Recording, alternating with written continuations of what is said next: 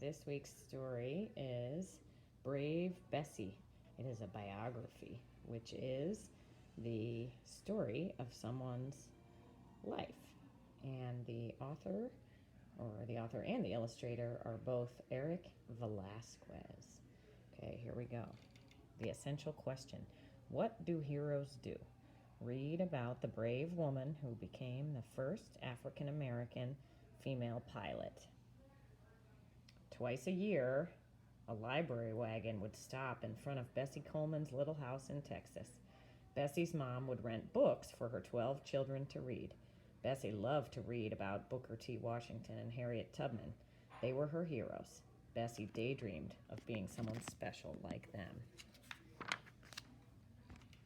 Bessie knew school was important. She walked 4 miles each day to get to school and 4 miles home. She practiced reading to her little brothers and sisters. She practiced her numbers by checking the money her family got for picking cotton. Bessie scrimped and saved enough so she could go to college. She went to college at 18, but left after only a few months. She could not afford to stay in school, but Bessie was not ready to give up on her dreams. She decided to move to Chicago. Her brothers Walter and John lived there. It was a big and exciting city where people's dreams came true. Bessie soon got a job in a barber shop. Bessie enjoyed listening to John tell stories about French lady pilots in World War I. Bessie had never heard of a lady pilot. The more Bessie thought, the more she liked the idea. Bessie knew she could learn to fly, too. Bessie quickly discovered how hard it would be to become a pilot. In the 1920s, there were rules about who could learn to fly.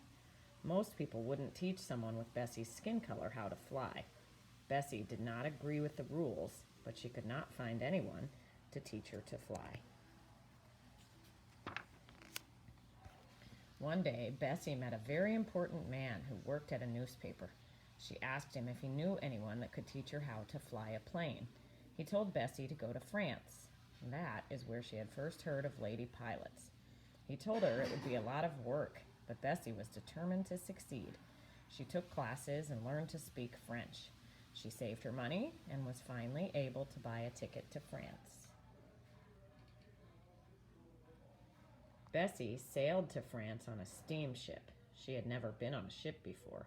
It was big and noisy. The ocean was windy and rough.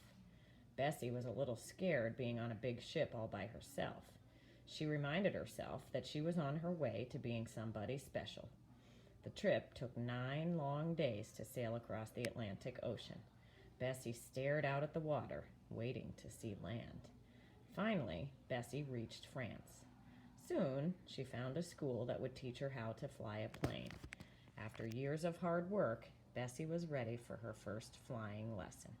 I'm stopping here because I'm going to do this in 2 parts. So the story will continue in part 2.